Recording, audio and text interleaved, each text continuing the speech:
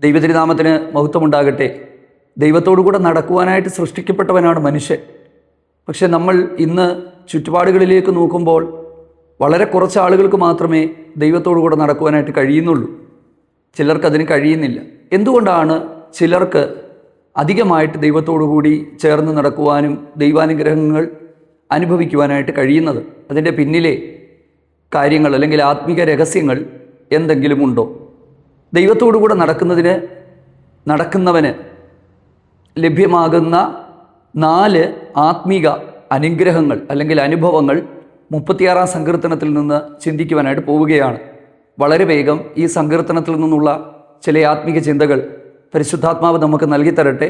തീർച്ചയായിട്ടും ഈ ഒരു ദൈവവചന ധ്യാന സമയം നിങ്ങൾക്ക് അനുഗ്രഹമായി തീരുമെന്ന് ഞാൻ നിശ്ചയമായിട്ടും വിശ്വസിക്കുകയാണ്.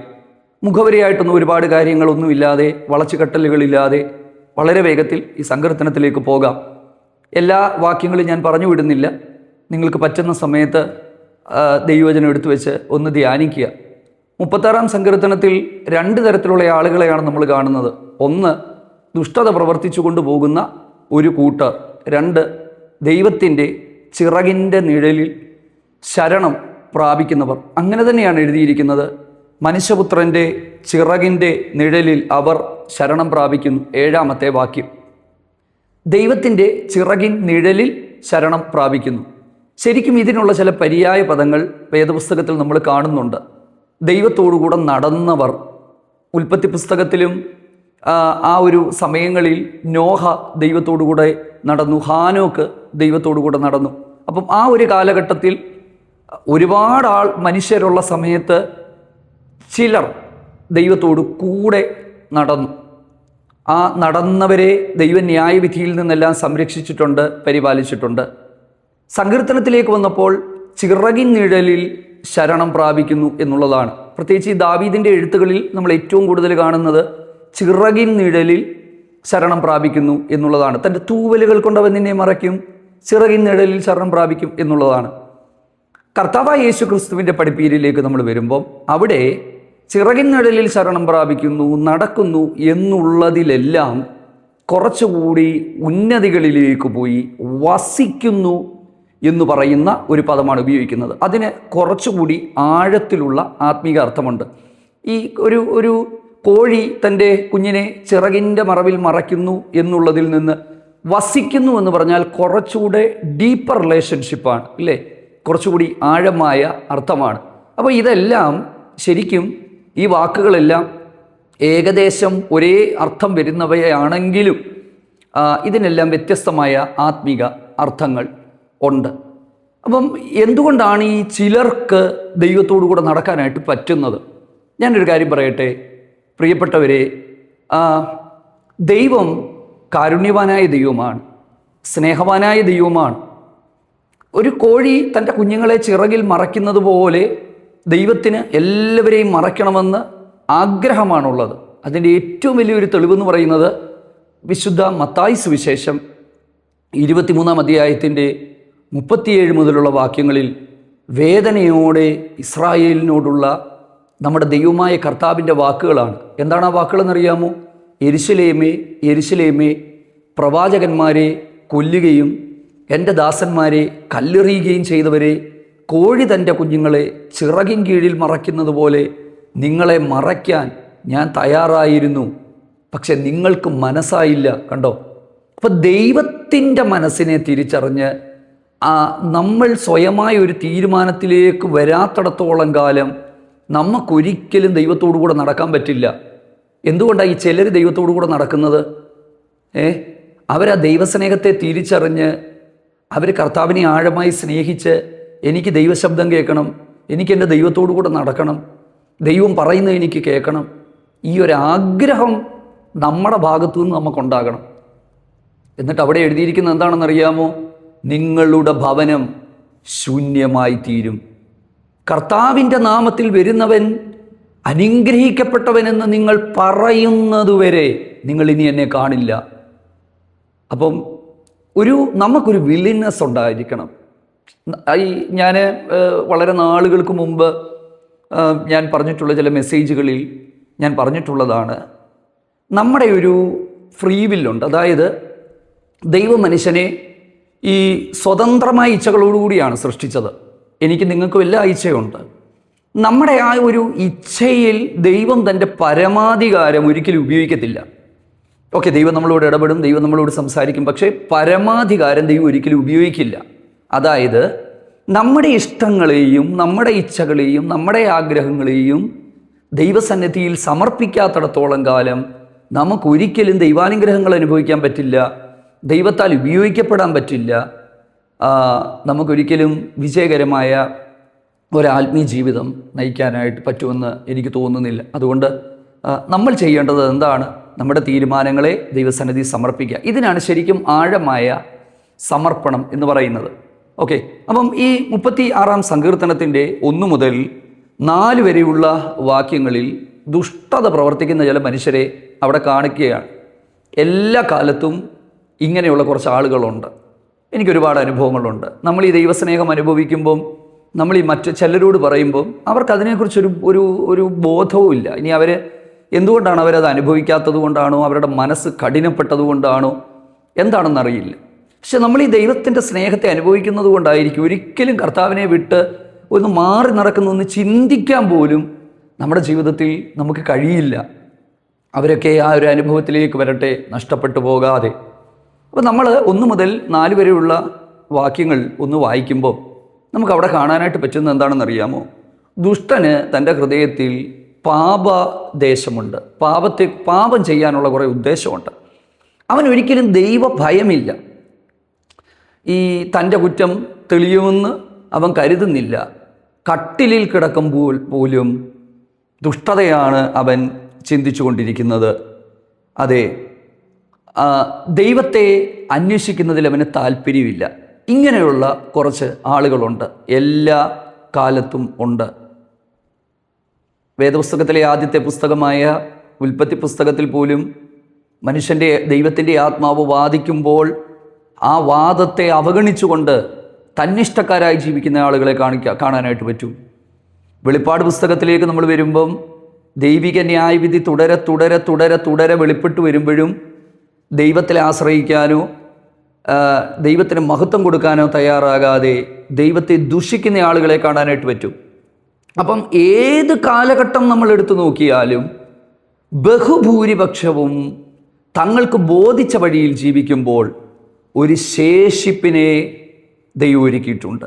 ഇന്നും വഷളത്വമാണെന്നും ലോകം നശിച്ചെന്നും തലമുറകൾ വഴിവിട്ടെന്നും ഒക്കെ പറയുമ്പോൾ 100 കണക്കിന് ചെറുപ്പക്കാർ, 100 കണക്കിന് ആളുകൾ വിശ്വാസത്തിലും വിശുദ്ധിയിലും ശക്തമായി മുന്നേറുന്ന ആളുകളെ നമുക്ക് കാണാനായിട്ട് പറ്റും. അങ്ങനെ ഒത്തിരി പേരെ എനിക്കറിയാം. നമ്മളിതെല്ലാം പാപമാണെന്നും എല്ലാം നശിച്ചു എന്നും പറയുമ്പോഴും എത്രയോ ആളുകൾ നല്ല മനസ്സോടെ പരമാർത്ഥതയോടെ ദൈവത്തെ സേവിച്ച് യാത്ര ചെയ്യുന്ന ആളുകളുണ്ട്. തീർച്ചയായും അവർക്ക് വേണ്ടി ദൈവം നല്ലത് ചിലത് കരുതി വച്ചിട്ടുണ്ട്. ഈ ദുഷ്ടത പ്രവർത്തിച്ച് തന്നിഷ്ടക്കാരായി ദൈവവഴികളെ ശ്രദ്ധിക്കാതെ തുച്ഛീകരിച്ചുകൊണ്ട് യാത്ര ചെയ്തു പോകുന്നവൻ്റെ ഏറ്റവും ഒടുവിൽ അവന് സംഭവിക്കുന്ന അന്ത്യം എന്താണെന്ന് ഈ സങ്കീർത്തനത്തിൻ്റെ ഏറ്റവും ഒടുവിലത്തെ വാക്യത്തിൽ എഴുതിയിരിക്കുകയാണ്. അവൻ അവിടെ തന്നെ മറിഞ്ഞു വീഴുന്നു, എഴുന്നേൽക്കാൻ കഴിയുന്നില്ല. നമുക്ക് ഞാൻ പറഞ്ഞല്ലോ, ദൈവം ആരെയും ഒറ്റയടിക്ക് ന്യായം വിധിക്കാറില്ല. നിങ്ങൾ ശ്രദ്ധിച്ചു കാണുമായിരിക്കും, മിസ്രൈമ്യ രാജാവായ ഫറവോനെക്കുറിച്ച് ഒരിക്കൽ പറഞ്ഞപ്പോൾ ഞാൻ പറഞ്ഞു, സ്വയം ഹൃദയം കഠിനപ്പെടുത്തി മുൻപോട്ട് പോയവൻ. പക്ഷെ പിന്നീട് തനിക്ക് സംഭവിച്ചത് ദൈവം തൻ്റെ ഹൃദയത്തെ കഠിനപ്പെടുത്തി, ചെങ്കടലിൽ അവൻ്റെ അന്ത്യമായി തീർന്നു. നമ്മളാരും നഷ്ടപ്പെട്ടു പോകാൻ ദൈവം ആഗ്രഹിക്കുന്നില്ല. ഓക്കെ, ദൈവത്തോടു കൂടി നടക്കുന്നവന്, ദൈവത്തിൽ ശരണപ്പെടുന്നവന് ലഭ്യമാകുന്ന അനുഗ്രഹങ്ങൾ എന്തൊക്കെയാണ്? 5-6 വാക്യങ്ങളിലേക്ക് നമ്മൾ വരുമ്പോൾ ദൈവത്തിൻ്റെ ദയ ആകാശത്തോളം, ദൈവത്തിൻ്റെ വിശ്വസ്തത മേഘങ്ങളോളം എത്തുന്നു. 7-ാമത്തെ വാക്യത്തിലേക്ക് നമ്മൾ വരുമ്പോൾ, ദൈവമേ, മനുഷ്യപുത്രന്മാർ നിൻ്റെ ചിറകിൻ നിഴലിൽ ശരണം പ്രാപിക്കുന്നു. ഇതാണ് ഞാൻ കുറച്ച് മുമ്പ് പറഞ്ഞത്. ഇതിൻ്റെ കുറച്ച് പര്യായ പദങ്ങൾ ബൈബിളിൽ നമുക്ക് കാണാനായിട്ട് പറ്റും. അവർക്ക് ലഭ്യമാകുന്ന 4 അനുഗ്രഹങ്ങൾ എന്തൊക്കെയാണ്? 1, ആലയത്തിലെ പുഷ്ടി അവർ അനുഭവിച്ച് തൃപ്തി പ്രാപിക്കും. ഒന്നാമത്തേത് ആലയത്തിലെ പുഷ്ടി. എന്താണ് ഈ ആലയത്തിലെ പുഷ്ടി? നമുക്ക് ഈ സങ്കീർത്തനക്കാരൻ പ്രത്യേകിച്ച് ദാവീദിൻ്റെയൊക്കെ വാക്കുകളിൽ യഹോവയുടെ ആലയത്തിൻ്റെ വാതിൽ കാവൽക്കാരനായിരിക്കുന്ന എനിക്കിഷ്ടം, ആലയത്തിലേക്ക് ഞാൻ ചെല്ലും, അതിൻ്റെ അകത്തുള്ള ഒരു സന്തോഷം നമുക്ക് കാണാനായിട്ട് പറ്റുന്നുണ്ട്. പക്ഷേ ഈ ഒരു പുതിയ നിയമ കാലഘട്ടത്തിലേക്ക് വരുമ്പോൾ ആലയത്തിൻ്റെ പുഷ്ടി എന്ന് പറയുന്നത് എന്താ? കുറച്ചുകൂടെ വ്യക്തമായി പറഞ്ഞാൽ എവിടെയാണ് ആലയം? പുതിയ നിയമകാലത്ത് നമ്മളിപ്പം ഒരു സ്ഥലം കാണിച്ചിട്ട് പറയും അതാണ് ചർച്ച്. ഓക്കെ, ലോകമനുഷ്യനെ സംബന്ധിച്ചിടത്തോളം അതാണ് ചർച്ച്. പക്ഷേ പുതിയ നിയമത്തിൽ സഭയെന്ന് പറയുന്നത് കൈപ്പണിയായ കെട്ടിടമല്ല, ഏതെങ്കിലും ഒരു പ്രത്യേക സ്ഥലമല്ല. അതെല്ലാം ചർച്ച് ഹോളുകളാണ്, ബിൽഡിങ്ങുകളാണ്. സഭ ശ്രദ്ധയോടെ പ്രാർത്ഥിച്ചു എന്നാണ് നമ്മൾ കാണുന്നത്. അപ്പം അതിൻ്റെ അർത്ഥം എന്താണ്? പുതിയ നിയമത്തിൽ യേശുക്രിസ്തുവിൽ വിശ്വസിച്ച് രക്ഷകനായും കർത്താവായും അംഗീകരിച്ച് പരിശുദ്ധാത്മാവിൻ്റെ ആ ഒരു നിറവിൽ വിശുദ്ധിയിലും വേർപാടിലും പരിശുദ്ധാത്മശക്തിയിലും ആരാധിച്ചു പോകുന്നവനാണ് ആലയം എന്ന് പറയുന്നത്. അവൻ എങ്ങനെയാണ് ആലയത്തിൻ്റെ പുഷ്ടി അനുഭവിക്കുന്നത്? ശരിക്കും പരിശുദ്ധാത്മാവ് നമുക്ക് നൽകിത്തരുന്ന ചില ആത്മീക അനുഗ്രഹങ്ങളുണ്ട്. അതാണ് ആലയത്തിൻ്റെ പുഷ്ടി. ദോഷികളായ നിങ്ങൾ നിങ്ങളുടെ മക്കൾക്ക് നല്ല ദാനങ്ങളെ കൊടുപ്പാൻ ഇച്ഛിക്കുന്നുവെങ്കിൽ സ്വർഗസ്ഥനായ നിങ്ങളുടെ പിതാവ് തന്നോട് യാചിക്കുന്നവർക്ക് പരിശുദ്ധാത്മാവിനെ എത്രയധികം നൽകും. എൻ്റെ പ്രിയപ്പെട്ടവരെ, ഒരു ദൈവ പൈതലിൻ്റെ സമ്പാദ്യമെന്ന് പറയുന്നത്, ഒരു കാര്യം ഞാൻ പറയാം, സ്തോത്രം, നമ്മുടെ സമ്പാദ്യമെന്ന് പറയുന്നത് നമ്മുടെ വാഹനമല്ല, നമ്മുടെ മക്കളല്ല, നമ്മുടെ FD അല്ല, നമ്മുടെ ഉള്ളിൽ ദൈവം പകർന്ന പരിശുദ്ധാത്മശക്തിയാണ്. ഞാൻ അങ്ങനെ വിശ്വസിക്കുന്ന ഒരാളാണ്. ദൈവത്തിൻ്റെ ആത്മാവിൻ്റെ അധിവാസമാണ് എൻ്റെ സമ്പത്തെന്ന് പറയുന്നത്. ദൈവത്തിന് സ്തോത്രം. കാരണം ദൈവരാജ്യം ഭക്ഷണവും പാനീയവുമല്ല, നീതിയും സമാധാനവും പരിശുദ്ധാത്മാവിൽ സന്തോഷവും അത്രേ. അങ്ങനെയെങ്കിൽ ആലയത്തിൻ്റെ പുഷ്ടി എന്ന് പറയുന്നത് നമ്മുടെ ഉള്ളിൽ ദൈവം പകർന്ന പരിശുദ്ധാത്മാവാണ്. ഇല്ലേ? പുത്രത്വം എന്ന് പറയുന്ന പദവിയാണ്. സത്യത്തിൽ ഈ പുത്രത്വം എന്ന് പറയുന്ന ഒരു പദവി, എനിക്ക് പുത്രത്വത്തെക്കുറിച്ച് ഞാൻ പറഞ്ഞാൽ തീരില്ല ഈ ഒരു സന്ദേശം. ഇതിങ്ങനെ നീണ്ടുപോയിക്കൊണ്ടിരിക്കും. കാരണം എന്താ? പുതിയ നിയമത്തിൽ നമുക്ക് തന്ന ഏറ്റവും വലിയൊരു ദൈവാനുഗ്രഹങ്ങളിലൊന്ന് ദൈവപുത്രന്മാരാക്കി നമ്മളെ തീർത്തു എന്നുള്ളതാണ്. എങ്ങനെ പുത്രന്മാരായത്? പുത്രത്വത്തിൻ്റെ ആത്മാവിനെ ഉള്ളിൽ തന്ന് നമ്മളെ പുത്രന്മാരാക്കി. അബ്ബാ പിതാവേ എന്ന് വിളിക്കുവാൻ തക്കവണ്ണം പുത്രത്വത്തിൻ്റെ ആത്മാവിനെ ഉള്ളിൽ തന്നു. അപ്പം ശരിക്കും പരിശുദ്ധാത്മാവാണ് നമ്മുടെ ഏറ്റവും വലിയ സമ്പത്ത്, നമ്മുടെ ഏറ്റവും വലിയ ട്രഷർ എന്ന് പറയുന്നത്. ദൈവത്തിന് സ്തോത്രം. അതുകൊണ്ട് ആ അനുഭവത്തിൽ മുമ്പോട്ട് പോകാനായിട്ട് നമുക്ക് കഴിയട്ടെ. ഒന്നാമത്തേത്, ആലയത്തിലെ പുഷ്ടി അവർ അനുഭവിക്കും എന്നുള്ളതാണ്. 2, നിന്റെ ആനന്ദ നദി നീ അവരെ കുടിപ്പിക്കുന്നു. ആനന്ദത്തിൻ്റെ നദി. യേശു കർത്താവ് പറഞ്ഞൊരു കാര്യം എന്താണ്? ദാഹിക്കുന്ന ഏവനും എൻ്റെ അരികിൽ വരട്ടെ, ഇച്ഛിക്കുന്നവൻ സൗജന്യമായി കുടിക്കട്ടെ. തിരുവെഴുത്ത് പറയുന്നത് പോലെ എന്നിൽ വിശ്വസിക്കുന്നവൻ്റെ ഉള്ളിൽ നിന്ന് ജീവജലത്തിൻ്റെ നദികൾ ഒഴുകും. ഇത് തന്നിൽ വിശ്വസിക്കുന്നവർക്ക് ലഭിക്കാൻ പോകുന്ന ആത്മാവിനെ കുറിച്ചാണ്. അപ്പം ഞാനൊരു കാര്യം പറയാം, പരിശുദ്ധാത്മാവാകുന്ന നദിയിലേക്ക്, അല്ലെങ്കിൽ അത് നമ്മുടെ ഉള്ളിലേക്ക് വരുമ്പോൾ അത് മറ്റുള്ളവരിലേക്ക് പകരപ്പെടും. മറ്റുള്ളവർ ഈ കൃപയിലേക്ക് വരും. ദൈവത്തിന് സ്തോത്രം. ഞാൻ എൻ്റെ അനുഭവ സാക്ഷ്യങ്ങളിൽ ഞാൻ പറഞ്ഞിട്ടുണ്ട്, 2016-17 കാലഘട്ടങ്ങളിൽ ആത്മനിറവിൻ്റെ അനുഭവത്തിലേക്ക് വന്നപ്പോഴാണ് എൻ്റെ ജീവിതം, ലൈഫ് ചേഞ്ച് ആകാനായിട്ട് തുടങ്ങിയത്. നമ്മൾ ശുശ്രൂഷിക്കുന്നിടത്തും നമ്മൾ സംസാരിക്കുന്നിടത്തും ജീവിതങ്ങൾക്ക് രൂപാന്തരം ഉണ്ടാകാൻ തുടങ്ങി. ദൈവം നമ്മളെ ഉപയോഗിക്കാൻ തുടങ്ങി. ദൈവനാമ മഹത്വത്തിനത് കാരണമായി തീർന്നു. അതുകൊണ്ട് പരിശുദ്ധാത്മാവിൻ്റെ ഒരു നിറവിലേക്ക് ദൈവത്തിന് സ്തോത്രം, ദൈവമക്കൾ ഈ ദിവസങ്ങളിൽ കടന്നു വരിക, അതിനുവേണ്ടി പ്രാർത്ഥിക്കുക, അതിനുവേണ്ടി ഏൽപ്പിച്ചു കൊടുക്കുക. നിൻ്റെ ആനന്ദ നദി നീ അവരെ കുടിപ്പിക്കുന്നു എന്നുള്ളതാണ്. നമ്മിൽ നിന്നൊക്കെ ആ നദികൾ ഒഴുകട്ടെ. എന്തിനാണ് ഒഴുകുന്നത്? അനേകർ ഈ ക്രിസ്തുവിൻ്റെ സ്നേഹത്തെ അറിയട്ടെ, അനേകർ നിത്യതയിലേക്ക് എത്തട്ടെ, അനേകർ ഈ ദൈവിക സന്തോഷം അനുഭവിക്കുവാനിടയായി തീരട്ടെ. നമ്മളെ മറ്റുള്ളവർക്കായി പ്രയോജനപ്പെടുത്തുന്നൊരു നല്ല ദൈവമുണ്ട്. അതെല്ലാം ചെയ്യുന്നത് പരിശുദ്ധാത്മാവ് തന്നെയാണ്. അപ്പോൾ രണ്ടാമത്തേത് ആനന്ദത്തിൻ്റെ നദിയാണ്. 3, നിന്റെ പക്കൽ ജീവൻ്റെ ഉറവുണ്ടല്ലോ. യോഹന്നാന്റെ സുവിശേഷം 1-ാം അധ്യായം മുഴുവനും നമ്മൾ ആരംഭം വായിക്കുമ്പോൾ ഇങ്ങനെയാണ് എഴുതിയിരിക്കുന്നത്: ദൈവത്തിന് സ്തോത്രം, അവിടുത്തെ ജീവൻ മനുഷ്യൻ്റെ വെളിച്ചമായിരുന്നു. ആദിയിൽ വചനമുണ്ടായിരുന്നു, വചനം ദൈവത്തോടു കൂടെ ആയിരുന്നു എന്നൊക്കെ എഴുതിയിട്ട് പറയുന്നത് ദൈവത്തിൻ്റെ ജീവൻ മനുഷ്യൻ്റെ വെളിച്ചമായിരുന്നു. അപ്പം ശരിക്കും ഉണ്ടാകട്ടെ എന്ന് ദൈവം കൽപ്പിച്ചപ്പോൾ ആ ദൈവത്തിൻ്റെ വാക്കിൻ്റെ അകത്തുണ്ടായ ആ ഒരു ജീവൻ, ആ ജീവനാണ്, ആ ദൈവത്തിൻ്റെ ജീവനാണ് ഇന്നും ഈ ഭൂമിയെ നിലനിർത്തുന്നത്, ഇല്ലേ? ആ ഒരു ജീവൻ എന്ന് പറയുന്നത്. അപ്പോൾ ശരിക്കും നമ്മുടെ ജീവൻ കർത്താവിൻ്റെ ജീവനാണ്. ആ ജീവൻ്റെ ഭാഗമായി തീരാൻ നമുക്കിടയായി തീർന്ന് ഓർത്ത് ദൈവത്തിന് എല്ലാ മഹത്വവും കൊടുക്കുകയാണ്. ഏറ്റവും ഒടുവിൽ 4-ാമത്തെ ഭാഗം എന്ന് പറയുന്നത്, എനിക്ക് ഭയങ്കരമായിട്ട് ഞാൻ ആ ഭാഗം വായിച്ച് ധ്യാനിച്ചപ്പോൾ ഞാൻ ഒത്തിരി സന്തോഷിച്ചു, ഒത്തിരി ഞാൻ ദൈവത്തെ മഹത്വപ്പെടുത്തി. എന്താണെന്നറിയാമോ? ദൈവമേ, നിന്റെ പ്രകാശത്തിൽ ഞങ്ങൾ പ്രകാശം കാണുന്നു. അങ്ങയുടെ പ്രകാശത്തിൽ ഞങ്ങൾ പ്രകാശം കാണുന്നു. ഇല്ലേ? ഈ ചന്ദ്രന് സ്വയമായി പ്രകാശിക്കാനുള്ള കഴിവില്ല. പക്ഷേ രാത്രിയിൽ വെളിച്ചം പകരുന്നത് ചന്ദ്രനാണല്ലോ. ചന്ദ്രൻ എങ്ങനെ ഈ പ്രകാശം കിട്ടുന്നു? സൂര്യനിൽ നിന്നുള്ള പ്രകാശത്തെ പ്രതിഫലിപ്പിച്ചാണ് ചന്ദ്രൻ പ്രകാശിക്കുന്നത്. ക്രിസ്തു എന്ന് പറയുന്നത് ആരാണ്? യേശു പറഞ്ഞു, ഞാൻ ലോകത്തിൻ്റെ വെളിച്ചമാണ്. I am the light of the world. ഞാൻ ലോകത്തിൻ്റെ വെളിച്ചമാണ്. മറ്റൊരിടത്ത് പറയുകയാണ്, നിങ്ങൾ ലോകത്തിൻ്റെ വെളിച്ചമാണ്. അപ്പം പറഞ്ഞതിൻ്റെ അർത്ഥം എന്താണ്? ലോക വെളിച്ചമായ ക്രിസ്തുവിൻ്റെ വെളിച്ചത്തെ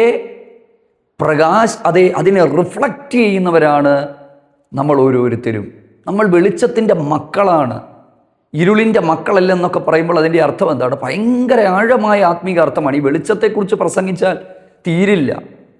നമ്മൾ ഈ ജൊഹന്നാൻ തിയോളജി പഠിക്കുമ്പോൾ, അതായത് ഈ യോഹന്നാൻ്റെ സുവിശേഷം 4-ാമത്തെ സുവിശേഷ പുസ്തകമാണല്ലോ യോഹന്നാൻ്റെ പുസ്തകം. അപ്പം ഈ ജൊഹന്നാൻ തിയോളജിയിൽ നമ്മൾ ഒരു ഡ്യുവലിസം കാണാനായിട്ട് പറ്റും. ജീവൻ, മരണം, ഇരുള്, വെളിച്ചം. അപ്പോൾ അതിൻ്റെ അകത്തെ ആ ഒരു ഡ്യുവലിസത്തിൽ ഇരുളും വെളിച്ചവും തമ്മിലുള്ള വ്യത്യാസങ്ങൾ നമുക്ക് കാണാനായിട്ട് പറ്റും. യേശു പറഞ്ഞു, ഞാൻ ലോകത്തിൻ്റെ വെളിച്ചമാകുന്നു. എന്നെ അനുഗമിക്കുന്നവൻ ഇരുളിൽ നടക്കാതെ വെളിച്ചത്തിൽ നടക്കും. സത്യത്തിൽ ഇത് യേശു എവിടെ വെച്ചാണ് പറഞ്ഞതെന്ന് നിങ്ങൾക്കറിയുമോ? യോഹന്നാൻ്റെ ലേഖനത്തിൽ 7 പ്രാവശ്യങ്ങളിലാണ് ഞാൻ ലോകത്തിൻ്റെ വെളിച്ചം. I am the light of the world, I am the true vine, I am the good shepherd, I am the way and the truth and life, അങ്ങനെയൊക്കെ പറഞ്ഞു പോകുന്ന ഭാഗങ്ങൾ നമുക്കറിയാമല്ലോ. അപ്പോൾ ശരിക്കും കർത്താവ് ഇത് പറയുന്ന ഒരു പശ്ചാത്തലത്തിലാണ്. എവിടെയാണെന്നറിയാമോ?